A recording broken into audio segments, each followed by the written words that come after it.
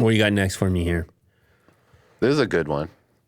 Study finds Apple Watch blood oxygen sensor is as reliable as a medical grade device. Oh, good.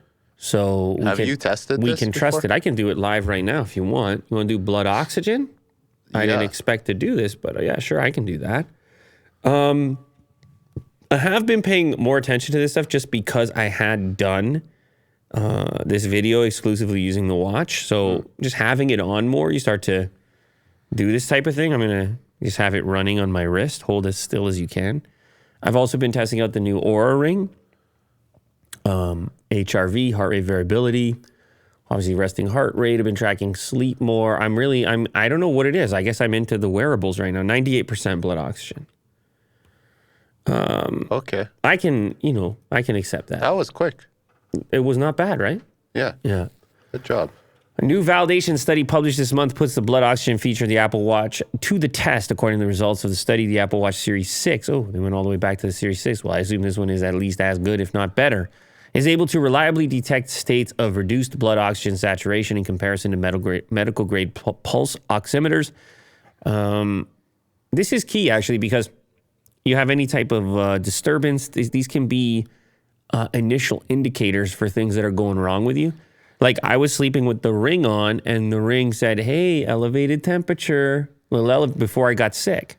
And I was like, you might want to take it easy. Oh. Predicted it. Okay. You didn't know that. So the ring did, but the watch didn't. Well, because I'm not sleeping with the watch. I'm not super into charging it. Well, also because I'm not into really sleeping with the watch on.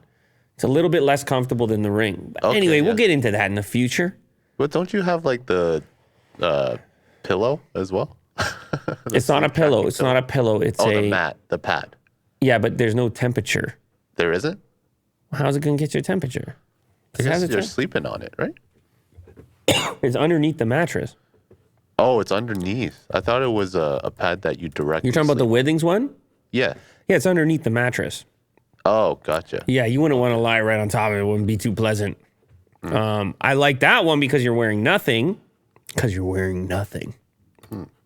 But, however, the sleep analyzer, yeah. So there's no temperature on that. So it wouldn't give me this exact piece of data. It'll give you sleep quality assessment, snoring detection, it can do heart rate through there. And, all your usual REMs and sleep stages, light sleep, deep sleep, and so on. That the other one that you're talking about, breathing disturbances. Oh, but the ring gives you the temperature as well. So it can possibly predict that your body is fighting something and you might take the next day easier because of it and then possibly not get as sick as you would have otherwise if you had went hard that following day. Don't show me those numbers, though. 87. Look at this guy with the 88, optimal 87. Hey, man, it's possible. I got a 90 yeah, of course. once. Yeah, of course you. Well, look at you. Huh? What are you doing? You're vacationing. You're eating pizza. Like, of course you should be getting a 94 every night. What are you talking about? That's terrible. No, because I'm saying you're living a relaxed lifestyle. You have no excuse here. Well, actually, I got less sleep in New York. Why? I was using the Pixel Watch to track, and I don't know. I'm just not used to it. Right? Like the environment. Oh, you're just saying like in the hotel or whatever? Yeah. We're waking up in the middle of the night and things like that? Sure, yeah. Oh, yeah. Pretty restless. Yeah, you're rolling around and no, that's fine. And obviously I'm exaggerating, but I'm saying on a typical night, you got no excuses, Will. You got to get it together. Yeah. But what's yours? Since you're get out of here. You gotta wait for the video, dude. Okay. No, usually my readiness is okay because the HRV is really good. Okay. But the sleep is, woo, baby. Yeah. Hello there. Hey, Lou, you want to try some more sleep there, brother? Aura's talking to you? That's right.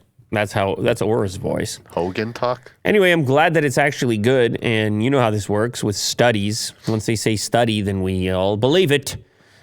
They say that the researchers conclude the bias in SpO2 between the smartwatch and the oximeter was 0.0% for all the data points.